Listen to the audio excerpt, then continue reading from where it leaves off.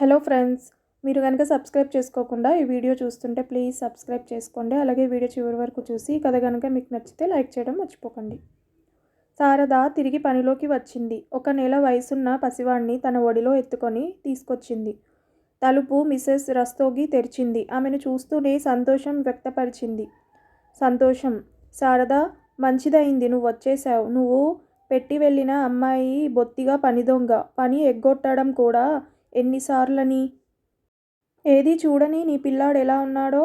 శారద పురుడు పోసుకున్నాక తనలో ఇంకా నిగారింపు వచ్చిందని ఆవిడ గమనించింది. చూడటానికైతే అంత అందగత్తె కాదు, పైగా నలుపు రంగు. కానీ ఆమె మెరిసే కళ్ళు, సౌష్ఠవం ఉన్న శ్రమించే శరీరం, దేన్నీ లెక్క చేయకుండా ఉండే నడకని చూశాక ఆమె అనాకారిక ఉందన్న విషయం ఎవరికీ ధ్యాసపోదు. శారద లోపలికి వచ్చి పొత్తిగుడ్డలో ఉన్న తన బిడ్డ ముఖం మిసెస్ రస్తోగికి చూపించడానికి ముందే ఆవిడ ఆమెను ఆపుచేసింది. కాస్త ఆగు, ఉట్టి చేతులతో చంటిబిడ్డ మొహం చూడకూడదు. ముందు కొంచెం ఏదైనా తీసుకొస్తాను అంటూ ఆవిడ లోపలికి వెళ్ళింది. డ్రాయింగ్ రూంలో ఆవిడ తిరిగి వచ్చే లోపల శారద తన బిడ్డను తివాసీ మీద పడుకోబెట్టి స్టీరియో మీద మంచి పాటలున్న ఒక క్యాసెట్ పెట్టింది. ఆవిడను అడిగింది, అమ్మగారు, అయ్యగారు ఎలా ఉన్నారు? ప్రియా అమ్మగారు ఎలా ఉన్నారు? సందీప్ బాబు ఎలా ఉన్నారు? మీ మోకాళ్ళలో నొప్పి ఇప్పుడెలా ఉంది? చంటిపిల్లవాణ్ణి చేత్తో నిమురుతూ శారద వెనకటి 2 నెలల క్రితం గురించి అడిగింది. మిసెస్ రస్తోగి చంటివాడి మొహం చూడగానే కొంచెం ఆందోళనగా ఒకసారిగా వెనక్కి తిప్పుకుంది. ఇదెలా సాధ్యం? ఆవిడ శ్వాస వేగవంతమైంది. నుదిటి మీద చెమట పట్టింది. ఆవిడ శారద వైపు చూసింది. ఆమెకు తన బిడ్డను చూసుకుంటూ మరో ధ్యాస లేదు. సోఫాను పట్టుకొని ఆవిడ అక్కడే కూర్చుంది. నోట్లోంచి ఒక్క మాట కూడా రాలేదు. ఎంత పని జరిగింది? ఇలా ఎలా జరిగింది? శారద పిల్లాడు మరి? ఆవిడ మనస్సులో ఏదో చెప్పలేని ఆరాటం మొదలైంది. ఈ పిల్లాడికి సందీప్ పోలికెలా వచ్చింది? అదే గుండ్రని ముఖం, నీలి కళ్ళు, గడ్డం మీద నల్లని మచ్చ. శారద పూర్తిగా నల్లగా ఉంటుంది. ఆమె మొదటి 2 పిల్లలకి కూడా వాళ్ళ తల్లి పోలిక వచ్చింది. దాని భర్త కూడా ఇంచుమించు అలాగే ఉంటాడు. అయితే మరలాంటప్పుడు ఈ పిల్లాడు తమ స్వంత మనవడేనా? శారదకి ఈ నల్లటి పనిదానికా? పెళ్ళి అయిన 2 పిల్లల తల్లికా? ఇంటింటా ఎంగిలి పాత్రలు తోముతూ ఉండే దీనికా? ఇంకా ఆ పైన ఆవిడ ఆలోచించలేకపోయింది. శారద ధ్యాస ఇంకా తన పిల్లవాడిపైనే ఉంది. తన ముద్దుల కొడుకు గురించి ఏమిటేమిటో చెప్పుకుపోతుంది. ఆవిడ ఇంకా అక్కడ కూర్చోలేకపోయింది. పిల్లవాడికి ఇవ్వదలుచుకున్న డబ్బులు అక్కడ పెట్టి సంతోషం వ్యక్తం చేసే పదాలు గొనుక్కొని లోపలికి వెళ్ళిపోయింది. ఎంత పని జరిగింది? సందీప్ మాత్రం ఆవిడకు ఎలా తెలియలేదు? సందీప్ ఈ పనిమనిషితో ఆవిడకెప్పుడూ ఏమాత్రం అనుమానం రాలేదు. విషయం ఇంతవరకు ముందుకు వచ్చేసింది. ఆవిడ తల తిరగసాగింది.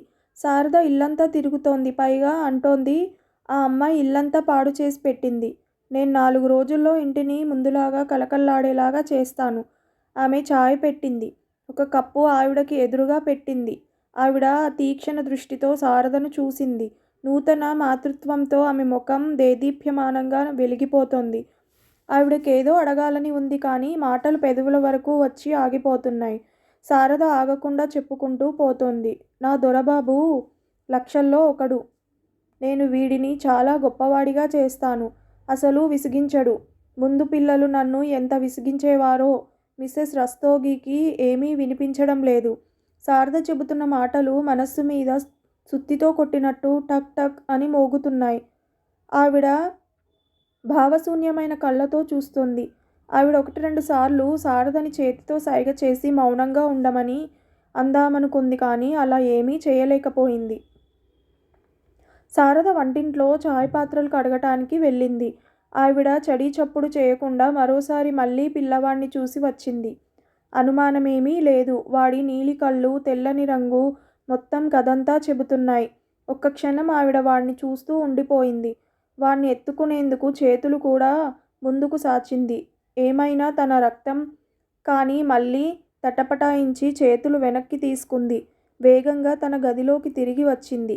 ఆవిడకు కొద్దిగా అనిపించిన దృశ్యం, శారద సందీప్ గదిలో అతడి ఫోటో ముందు నిలబడి ఉంది. అయితే శారద ఈ పిల్లవాణ్ణి అడ్డం పెట్టుకొని ఇంట్లో చొరబడేందుకు కలలు కంటోందా? ఎంత పని చేశావురా నాయనా సందీప్! కాస్త వెనక ముందు ఆలోచించి ఉండవలసింది. ఆవిడ కాళ్ళు చేతులు ఆడటం లేదు. శారద తొందరగా వెళ్ళిపోతే బాగుండునని ఆవిడ ఎదురు చూడసాగింది. ఆవిడకు దుఃఖం ఆగడం లేదు. శారద చాయ్ తాగి వెళ్ళిపోయింది. పని చేయడానికి రేపటి నుంచి వస్తాను. ఇప్పుడు మిగతా ఇళ్లలో కూడా చెప్పాలి. ఈ అమ్మాయితో అన్ని చోట్ల చాలా కష్టమైపోయింది. అంటే దీని అర్థం ఒక గంటలో మొత్తం కాలనీలో అందరికీ శారద ఎత్తుకొని ఇంటింటికి వెళ్ళి సంతోషం పంచుకుంటున్న మూడో పిల్లవాడు ప్రొఫెసర్ విడి రస్తోగి గారి తెలివైన సుపుత్రుడు సందీప్ రస్తోగి యొక్క సంతానమని తెలిసిపోతుంది. కాలనీలో ఉన్న ఎవరింటికి ఇది వెళ్ళినా అక్కడే ఈ పిల్లవాడి కులం వంశం గురించిన వివరాలు అందరి ముందు బట్టబయలవుతాయి. అందరూ వీడి జాతకం చెప్పడం మొదలు పెడతారు. ఏం చేయాలి? ప్రొఫెసర్ గారికి ఫోన్ చేస్తే కానీ ఆయన 3 గంటలకే రాగలుగుతారు. ప్రియకి ఫోన్ చేసి చెబితే ఎలా ఉంటుంది? పాపం ఇది విని కంగారు పడిపోతుందేమో. ఏం చేయాలి మరి? ఆవిడ పిచ్చి పట్టినట్టుగా ఇల్లంతా పచార్లు చేయసాగింది. సందీప్ ఇంత పని చేశాడు. ఎక్కడా ముఖం చూపించుకోవడానికి అర్హత లేకుండా చేశాడు. ఇంక కాలనీలో ఈ విషయం పొక్కడానికి గంట కూడా పట్టదు. అందరూ అసహ్యించుకుంటారు. బంధుత్వం ఉన్న వారిలోనూ, క్యాంపస్లోనూ, ప్రియ ఆఫీస్లోనూ అన్ని చోట్ల రెక్కలు కట్టుకొని ఈ విషయం పాకిపోతుంది. ఈ దిక్కుమాలిన దానికి ఈ ఇల్లే దొరికిందా నాశనం చేయడానికి? ఇంత పెద్ద ప్రమాదాన్ని పెంచి పోషిస్తున్నానని నాకేం తెలుసు? అయ్యో అయ్యో అనుకుంటూ ఆవిడ ఏడుపు లంకించుకుంది. ప్రొఫెసర్ గారు రాగానే మిసెస్ రస్తోగి తన గుండెల మీద ఉన్న గుదిబండను తీసి ఆయన గుండెల మీద పెట్టింది. ఆయన అవాక్కైపోయారు. ఛీ, సందీప్ ఇంత నీచంగా ఇష్టపడ్డాడా? యవ్వనంలో అంత ఎక్కువగా ఏం తగలబడిపోతోందని నోటితో చెప్పుంటే బాగుండేది. ప్రియకి సంబంధాలు వెతకడానికి ముందు వాడి కోసమే పిల్లను చూసేవాళ్ళం కదా. ఏదో ఒకటి తొందరగానే చెయ్యాలి. సంగతి ప్రియకి కాబోయే అత్తవారింటి దాకా కూడా చేరవచ్చు. ఇంకా సంబంధం ఖాయపరుచుకోలేదు. ఆయన కూడా దిగులుతో కూర్చుండిపోయారు. ఏం చేయాలా అని ఆలోచిస్తున్నారు. ఒకవేళ ఇదంతా నిజమైతే సందీప్ కాన్పూర్ నుంచి తిరిగి వచ్చేలోగానే ఏదో ఒకటి చెయ్యాలి. శారదని ఇక్కడి నుంచి పంపించేయాలి. ఆ పిల్లది ఏముంది? ఎక్కడైనా తన పాకా వేసుకొని ఉంటుంది. డబ్బులు సంపాదించుకుంటుంది. కానీ ఇక్కడ శారదని ఈ బిడ్డతో ఎవరు చూసినా మన వంశాన్ని చూసి నవ్వుతారు. ఇన్ని సంవత్సరాలుగా సంపాదించుకున్న గౌరవం, మర్యాద మంట కలిసిపోతాయి. వాటిని మూట కట్టుకొని శారద ఇంటింటికి తిరుగుతుంది. ఎదురుగా ముఖం మీద ఎవరు ఏమీ అనరు. కానీ అందరూ ఆనందిస్తారు. ఏం చెయ్యాలి? ఆయన భార్యని అడిగారు. నువ్వేమంటావ్? కాస్త డబ్బు దస్కం తీసుకొని ఆమె ఇక్కడి నుంచి వెళ్ళిపోతుందా? ఏం చేస్తాడు వీళ్ళాయన? చేసేదేముంది? రోజంతా కళ్ళు తాగి పడి ఉంటాడు. ఇది పనికి వెళ్ళినప్పుడు వెనకాల పిల్లల్ని చూసుకుంటాడు. ఎక్కడో తోటమాలిగా ఉన్నాడని విన్నాను. ఇక్కడి నుంచి వెళ్ళిపోవడానికి ఒప్పుకుంటాడో లేదో తెలియదు. మిసెస్ రస్తోగి అడిగింది. ఇవాళ రేపట్లోనో దాని పిల్లాన్ని తీసుకుపోయి దూరంగా ఏదైనా అనాథాశ్రమంలో చేర్చేస్తే సరిపోతుంది కదా. ఇలా ఏమన్నా వీలు పడుతుందా? కానీ ఇలాగైనా అది ఒప్పుకుంటుందో లేదో తెలియదు. మరి ఎలా ఉంది? చాలా మిడిసిపడుతోంది. అందరికీ తనే చుట్టమైనట్టుగా అందరి గురించి ఎలా ఉన్నారని అడుగుతోంది. లోపల సందీప్ గదిలో వాడి ఫోటో ముందు నిలబడింది. చూడండి, నాకు ఇంకో భయం కూడా వస్తుంది. ఆవిడ తన అనుమానం వెలిబుచ్చింది. దీని లక్షణాలేమీ బాగుండలేదు. ఇంటికి యజమానురాలవుదామని కలలు కంటోందేమో. దూరం ఆలోచించకు. ఇంట్లో దూరడం అంత తేలికేమీ కాదు. పిల్లాడికి సందీప్ పోలికలున్నాయని నీకు పూర్తి నమ్మకంగా ఉందా?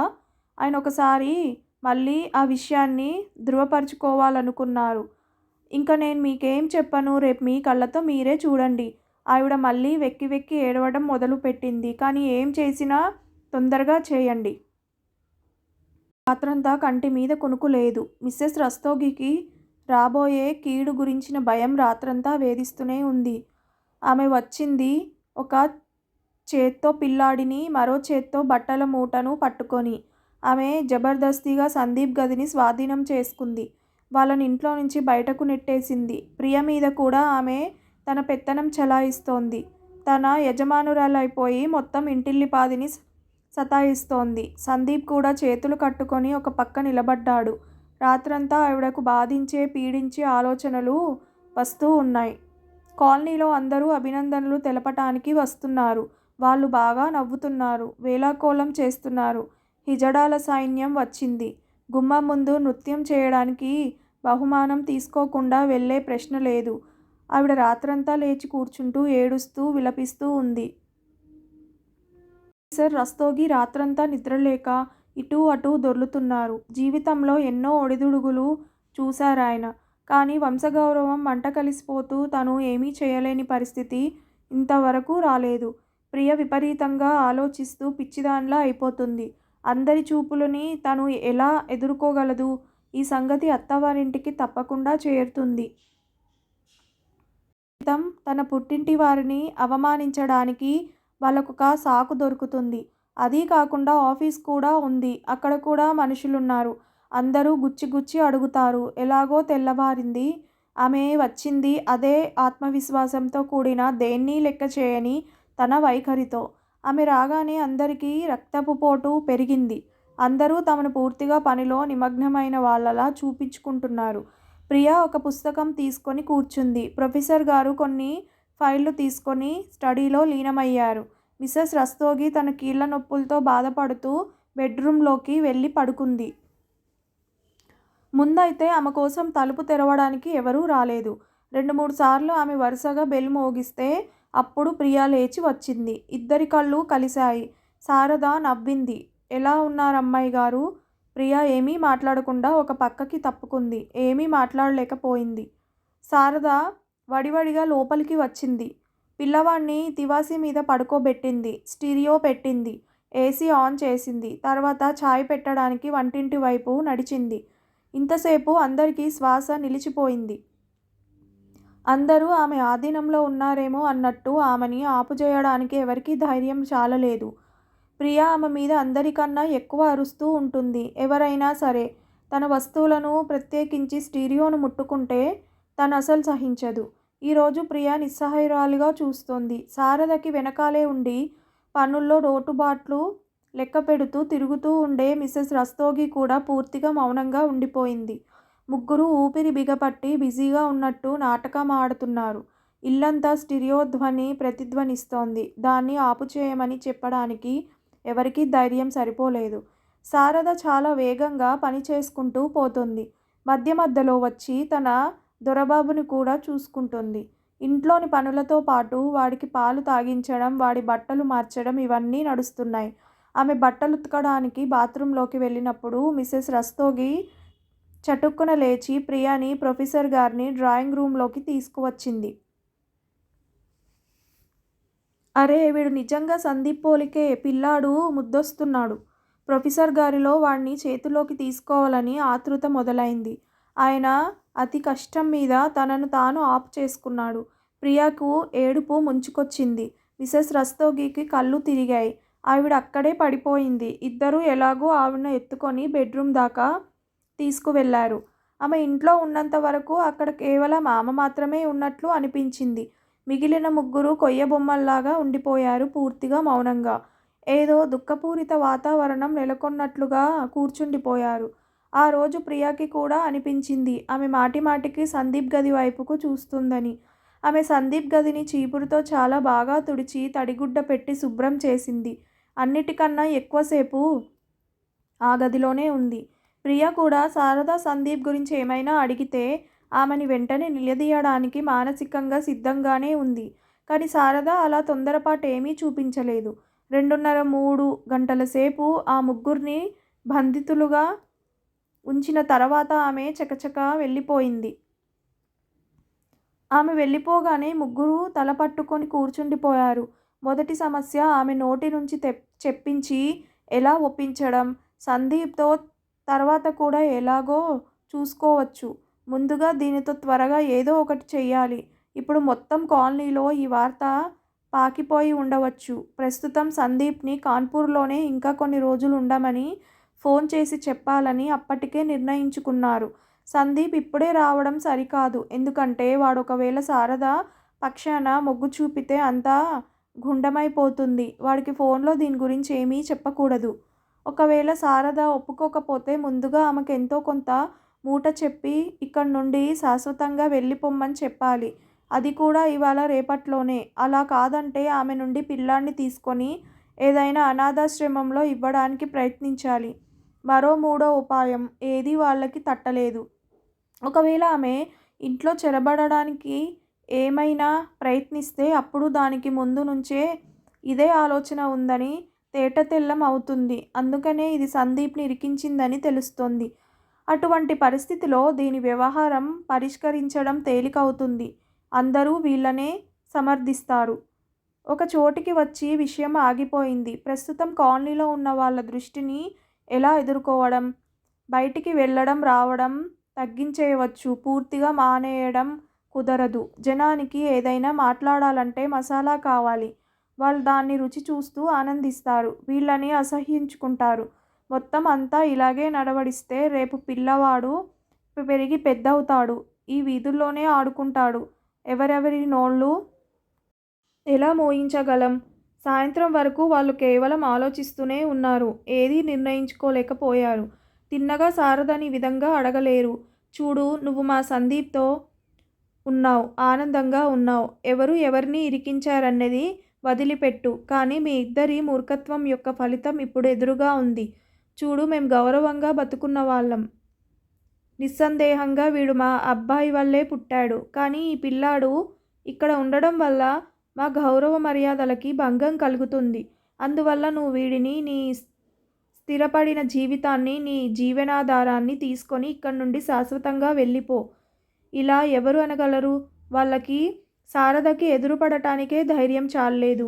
ఆమె సంతోషంగా ఉండటాన్ని, దేన్ని లెక్క చేయకుండా ఉండడాన్ని వాళ్ళు సహించుకోలేకపోతున్నారు.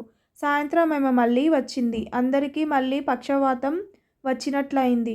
ఎవరికి చేతులు కాళ్ళు ఆడటం లేదు. రోజంతా ఆలోచించిన ప్రణాళికలు పనికి రాకుండా పోయాయి. పిల్లవాడిని అదే విధంగా తివాసీ మీద పడుకోబెట్టడం, స్టీరియో పెట్టడం, మొత్తం ఇల్లంతా కూనిరాగాలు తీస్తూ తిరగడం. పిల్లవాడి గురించి ఎన్నో విషయాలు చెప్పడం, వాడికి పాలు పట్టడం, ఏదో ఒక వంకతో సందీప్ గదిలోకి వెళ్ళడం, ఇవన్నీ నడుస్తూనే ఉన్నాయి. ఒక నాటకంలాగా ఆమె తన పాత్రని పోషిస్తోంది. మిగిలిన ముగ్గురు మూగ ప్రేక్షకుల్లాగా చూస్తూ ఉండిపోయారు. వాళ్ళు సందీప్ గురించి ఏమీ అడగలేదు. అనుకున్నట్లుగా మాట్లాడే అవకాశం ఎవరికీ దొరకలేదు. మరోసారి ఆమె తప్పించుకుంది. ఆమె వెళ్ళగానే మళ్ళీ ముగ్గురు ఒక చోటికి చేరారు. ఇంతకీ ఆమె ఏం కావాలనుకుంటోంది? ఒక పక్క ఈ ఇంటిని తన ఇల్లుగా భావించి ఇంట్లోని వస్తువులన్నీ ఉపయోగించుకోవడం మొదలుపెట్టింది. మరోపక్క ఏ విధంగానూ ఎటువంటి డిమాండ్ చేయడం లేదు, ఏమీ చెప్పడం లేదు. ఆమె మొత్తం ఇల్లంతటినీ గట్టిగా నిర్బంధించి ఉంచింది. పని మానేయమని కూడా ఎలా చెప్పడం? మాట్లాడడానికి ఏదైనా ఆధారం దొరకాలి కదా. 2 సార్లు ఆమెతో ఎవరూ ఏమీ మాట్లాడలేదు. కానీ ఆమెకు ఏమీ లెక్కలేదు. తన పిల్లవాడి విషయంలోనే నిమగ్నమై ఉంది. కాలనీలో గుసగుసలు మొదలయ్యాయి. ఒకరిద్దరు మహిళలు ఏదో వంకతో ఇంటికి కూడా వచ్చారు. శారద గురించి కూడా ఉటంకించారు. ఆమె తిరిగి రావడం వల్ల మీకు అసౌకర్యంగా ఉందని అన్నారు. కానీ ఏం చెప్పడానికి వచ్చారో అది మాత్రం చెప్పలేదు.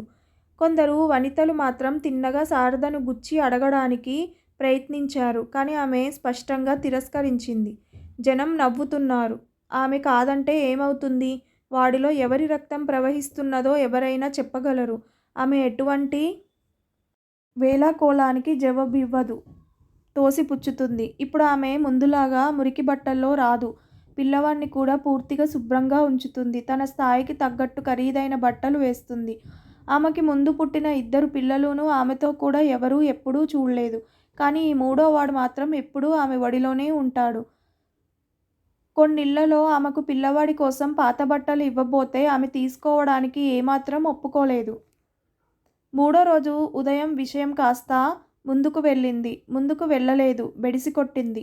ఆ సమయంలో ప్రొఫెసర్ గారు ఇంట్లో లేరు. ఆమె వచ్చింది. పిల్లాన్ని తివాసీ మీద పడుకోబెట్టింది. స్టీరియో పెట్టడానికి ఉపక్రమించగానే ప్రియా ఒక్కసారిగా మండిపడింది. వీడిని ఇక్కడి నుంచి తీసుకుపో. రోజు తివాసీ మీద పడుకోబెడుతున్నావు. పాడైపోతుందిది. శారద తిరిగి కొంచెం ఏదైనా చెప్పే లోపలే ప్రియ మరొక ఆర్డర్ జారీ చేసింది. ఈ రోజు నుంచి నా స్టీరియోని ముట్టుకున్నావంటే జాగ్రత్త. పద్ధతిగా పని చేయదలుచుకుంటే చెయ్యి. లేకపోతే ఇంకో ఇల్లు చూసుకో. శారద ఒక్కసారిగా నిశ్చేష్టురాలై నిలబడిపోయింది. ఆమె బహుశా ఇలా వినవలసి వస్తుందని అనుకోలేదు. ఆమె పిల్లవాణ్ణెత్తుకొని ఒక మూలగా కూర్చుంది. మిసెస్ రస్తోగికి కూడా మంచి అవకాశం దొరికిందనిపించింది. ఆవిడ కూడా ముందుకు వచ్చింది. సందీప్ని ఎప్పటినుంచి వల్లో వేసుకున్నావో చెప్పు. మాట్లాడు. ఏమిటి మీరనేది? శారద ఆవేశంతో అడిగింది. ఎవరిని వల్లో వేసుకున్నారు? అయితే మరి ఈ పిల్లాడ్ని సందీప్ పోలిక ఎలా వచ్చింది? ఎంత ఆపు చేసుకున్నా ఆవిడ గొంతుకు బొంగురుపోయింది. నాకేం తెలుసు? శారద నిర్లక్ష్యంగా అంది. నీకు తెలియకపోతే మరెవరికి తెలుస్తుంది? ఎక్కడెక్కడ రుచులు మరుగుతున్నావో తెలియదు. మా అమాయకుడైన కుర్రాన్ని వల్లో వేసుకున్నావు. మమ్మల్ని అప్రతిష్ట పాలు చేశావు. శారద ఒక్కసారి లేచి నిలబడింది.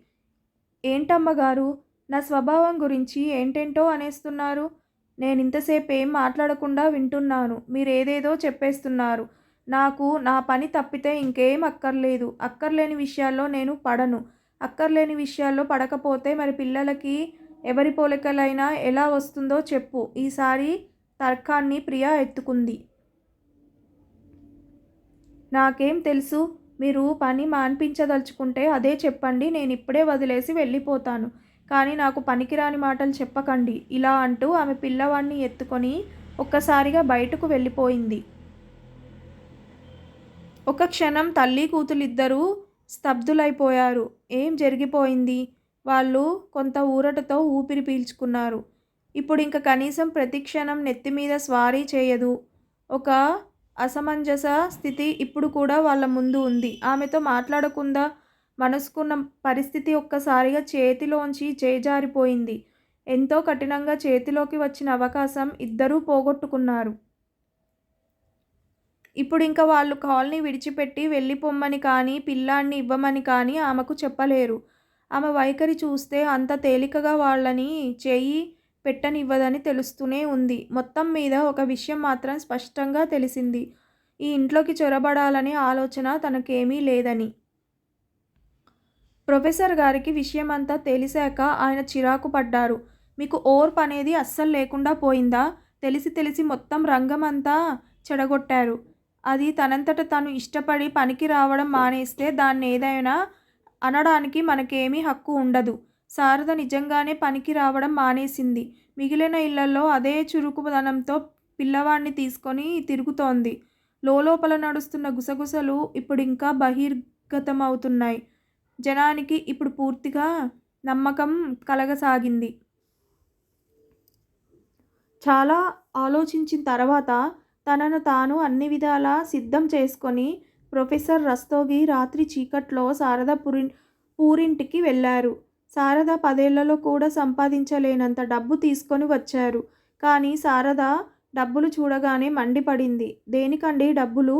పని చేసేటప్పుడు డబ్బులు తీసుకునేదాన్ని. కాయా కష్టం చేసుకుంటూనే ఉంటాను. నేనెందుకు వెళ్ళాలి ఇక్కడి నుంచి? ఎక్కడికి వెళ్ళను. ప్రొఫెసర్ గారు ఆమె వైఖరి చూశాక ఇంకో ఎర చూపించసాగారు. ఇంకా పైన ఈ డబ్బులు కూడా తీసుకో.